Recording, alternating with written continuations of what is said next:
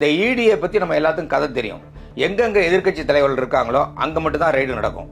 ஆளுங்கட்சி சேர்ந்தவர்கள் மீது எந்த ரைடு நடக்காது. நான் உதாரணத்துக்கு தமிழ்நாடே சொல்ல முடியும். தமிழ்நாட்டில் நயினார் நாகேந்திரன் 4 கோடி ரூபாய் எடுத்துக்கொண்டு போனார். தேர்தல் சமயத்துல தாம்பரம் ரயில் நிலையத்துல பிடிச்சாங்க. அவர் போகல ஒரு ஆளை கூட்டாரு. அவர் சொல்லிட்டாரு, நயினார் நாகேந்திரன் ஒரு ஹோட்டல்ல இருந்து இந்த பணத்தை கொடுத்து அனுப்புனாங்க.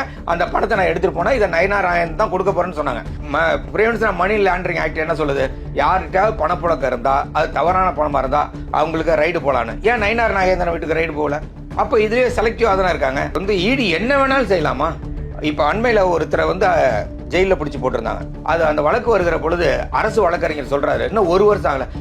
ஜெயில இடியில கைது பண்ணி ஜெயில போட்டா 1 வருஷம் ஆக வேண்டும் என்று யார் சொன்னதுன்னு உச்சநீதிமன்ற தலைமை நீதிபதி BR கவாய் கேட்கிறார்.